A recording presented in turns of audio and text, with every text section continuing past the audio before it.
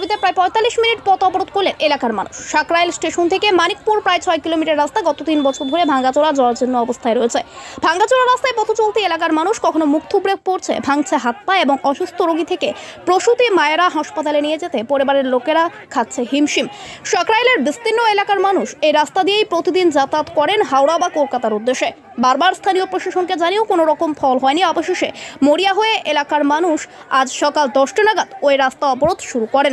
তাদের দাবি এলাকার এই রাস্তা তৈরি করে দেওয়া হোক দ্রুত। প্রায় ৪৫ মিনিট অবরোধের পর সাকরাইল থানার পুলিশ এলে কার্যত এলাকার মানুষের সঙ্গে ধস্তাধস্তি শুরু হয়ে যায়।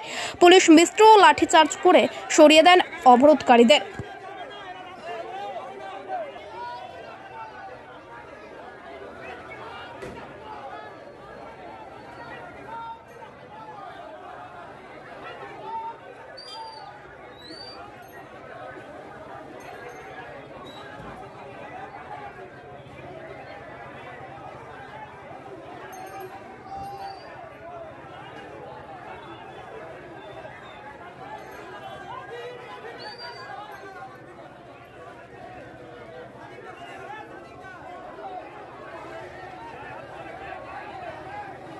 দেখুন, এই গোটা রাস্তা মানিকপুর থেকে দক্ষিণ সাকরাইল পর্যন্ত, সাকরাইল স্টেশন পর্যন্ত এই রাস্তার বেহাল যা দশা।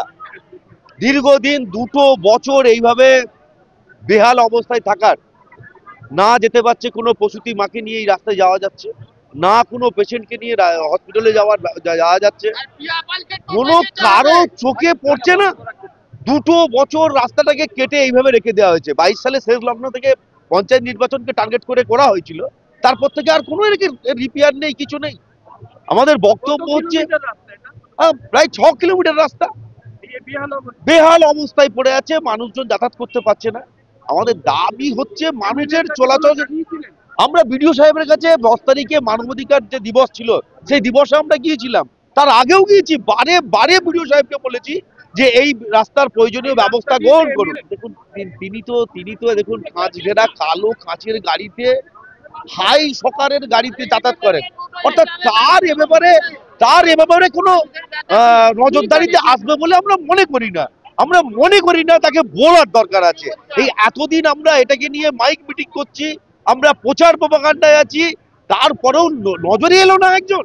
আর চোখে ঠুলি পড়ে এই রাস্তাতে যাতায়াত করেন, বসে বসে হাওয়া খাচ্ছে, বাড়িতে ঘুমোচ্ছে, এসি গাড়ি করে যাচ্ছে 4 চাকা করে। উনি আমাদের কষ্ট বুঝতে পারছে না, জনসাধারণের কষ্ট বুঝতে পারছে না। হ্যাঁ, একটা মানুষ টোটো করে যাচ্ছে যখন কোনো পেশেন্ট নিয়ে, সকলের তো অবস্থা ভালো নাই যে আমাদের হাওড়া হসপিটাল পর্যন্ত 1000 টাকা মারুতি ভাড়া করে নিয়ে যাবে, 100 টাকা আমাদের টোটো করে দিলে কাজ মিটে যাবে। তার জায়গায় ওনার জন্য 1000 টাকা মারুতি ভাড়া করতে যাবে না। তো আমাদের কথা হচ্ছে, উনি যতক্ষণ না রাস্তা ভালো হচ্ছে উনি আমাদের সাথে টোটো করে যাতায়াত করুন, আমরা ফ্রি পয়সায় ওনাকে ড্রপ করে দেবো।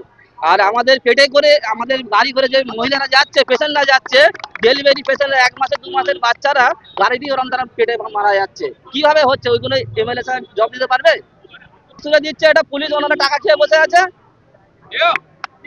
এমএলএ খাইয়ে রেখেছে, সকালবেলা গাড়ি করে গেছে, টাকা খাইয়ে দিয়েছে, পকেট ভর্তি করে দিয়েছে, ওই লেগে আমাদের রাস্তা তুলে দিচ্ছে। কিচ্ছু হচ্ছে না। রাস্তা আমাদের এলাকার বলে আমরা রাস্তা চাই, রাস্তা ভালো চাই। আমাদের ইমিডিয়েটলি 10 দিনের মধ্যে রাস্তা ভালো করতে হবে। যাবার হচ্ছে কত মানুষ মারা গেছে, কত মানুষের পা ভাঙা গেছে, অ্যাক্সিডেন্ট হয়ে মারা গেছে, উনি চোখে কোনো সারা যাচ্ছে না, কিছু শুনতে পাচ্ছে না। কানে কালা তো এসি গাড়ি করে যাচ্ছে, চোখে শুনতে দেখতে পায় না। আল তামার রেস্টুরেন্ট এবার নিবড়াই সম্পূর্ণ শীততাপ নিয়ন্ত্রিত অত্যাধুনিক সুসজ্জিত রেস্টুরেন্ট। এখানে থাকছে আরাবিয়ান মান্ডিতে বসে লাঞ্চ এবং ডিনারের সুযোগ। বিভিন্ন ধরনের খাবারের পসরা নিয়ে হাজির আল তামার রেস্টুরেন্ট। যে কোনো অনুষ্ঠানের জন্য বুক করতে পারেন, থাকছে কনফারেন্সের সুবিধা। আমাদের ঠিকানা নিবড়া হারুন মার্কেট, ডোমজুর। যোগাযোগ করুন 9123608838।